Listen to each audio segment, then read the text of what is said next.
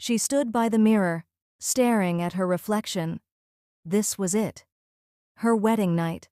No matter how many times her mother had reminded her it was expected, that it was normal between a husband and wife, or in this case, a wife and wife, it didn't make her feel any less exposed.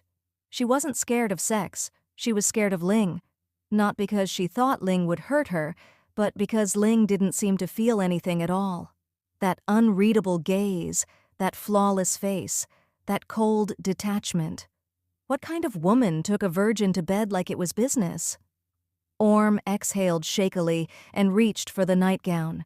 She changed slowly, carefully, tucking her hair behind her ears and smoothing the fabric down her sides. She left the light on. Then she climbed into bed and waited. The silence stretched. Then the door opened, and Ling stepped in. Ling stood in the doorway. Her dark eyes swept over Orm, curled on one side of the bed in her satin nightgown.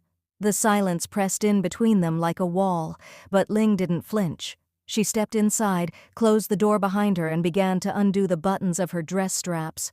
Orm sat up slightly, heartbeat thudding in her throat. Ling didn't speak. She removed her outer layer of her gown, folded it neatly, and placed it over the back of a chair.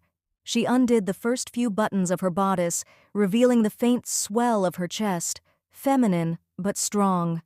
Orm couldn't look away. This was real. Ling crossed the room, each step slow, controlled. She didn't ask permission. She pulled back the covers and climbed into bed beside Orm, who tensed instinctively. "I'm not going to hurt you," Ling said quietly, her voice low and even. Orm's throat tightened. "I know." Ling reached out, brushing a strand of blonde hair away from her face. "Have you done this before?" Ling asked. Orm shook her head. Ling exhaled through her nose. "Okay."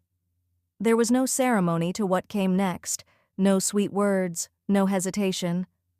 Ling pushed Orm gently onto her back and slipped her hand beneath the hem of her nightgown. Orm gasped as fingers found her, delicate at first, exploring, coaxing.